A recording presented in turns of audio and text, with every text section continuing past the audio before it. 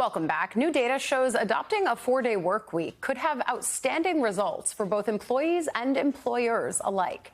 A new study of businesses and nonprofits who adopted a 4-day work week shows nearly 70% of workers experienced reduced burnout, while 42% reported better mental health. Employers saw positive results in revenue, along with fewer absences and resignations.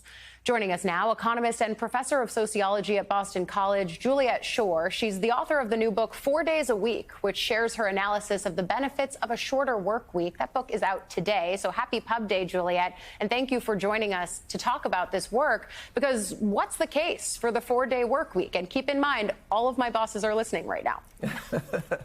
Well, first, one thing I want to make clear, these companies are giving their employees 4 8-hour days, so a 32-hour work week with no reduction in pay.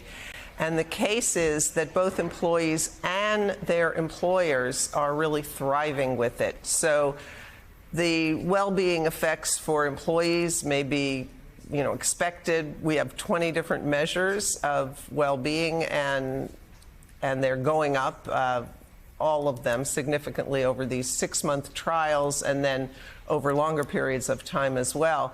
I think the surprising thing is how much the businesses are thriving, and there are multiple reasons for that.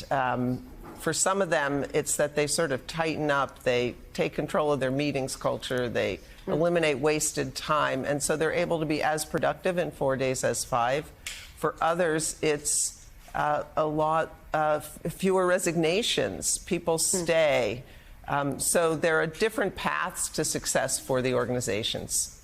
I think it's going to perk a lot of people's ears up when you hear less meetings, less phone calls. Yes. I think that's something that a lot of people might strive for. But at the end of the day, not every workplace is the same. So how does this model work when you're talking about white-collar organizations versus construction industries or healthcare sectors, healthcare specifically 24/7, right? Absolutely. So we have companies in our studies, which have been going on since 2022, across all of those industries. And part of it is that they all do it differently. So, for example, M. Tucci's, which is a restaurant chain in the Southwest, just gives people, their most overworked employees, a day off. They don't ask them to be more productive.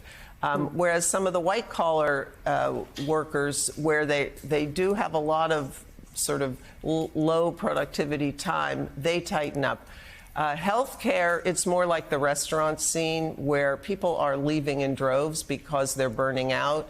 And so keeping them healthy, keeping them on the job, that's really key to the success of those organizations. Can you talk about the role that COVID played in this, if any? Because you've got companies now that are still trying to even just get their workforce back in the office for a few of the days of the week, not even all 5. But the idea of a 4-day work week and the burnout that comes from employees that are working all of these hours, talk about the correlation, if there is any, between COVID and the moment that we're in right now in 2025. Yeah, it's a great question, Ollie. I always say that the pandemic turbocharged the 4-day week movement, because it was sort of kicking around before COVID. But 2 things happened. On the employee side, of course, those stress and burnout levels, disengagement, and then the great resignation. All of those things just skyrocketed, putting employers in a tough spot. But the other side of it is that the pandemic also opened up employers' minds. It kind of, as one of them said to me, COVID taught us that we could trust our employees about where they work. Now we're also realizing we can trust them about how much time they spend on the job. So I think it just sort of scrambled things and made possible this old idea in a way that wasn't happening before. And yet, even you write that this 4-day work week movement is probably pretty implausible in the world of conventional economics.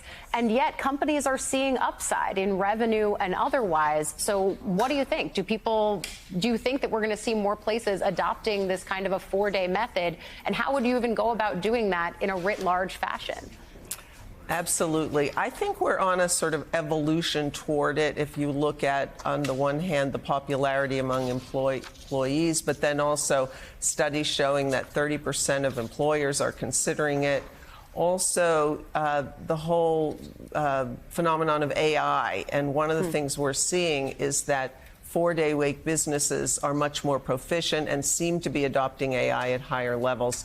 I heard yesterday from a New York legislator who's put 2 bills into the legislature this session for pilots like the ones that we've been doing. So we're seeing more and more activity at the state level for trying to push this new schedule. It's a really fascinating trend. The work that you're doing to study it, also so interesting. And the new book called 4 Days a Week, the life-changing solution for reducing employee stress, improving well-being, and working smarter, is on sale today. Again, happy Publication Day. Juliet Schor, thank you for joining us.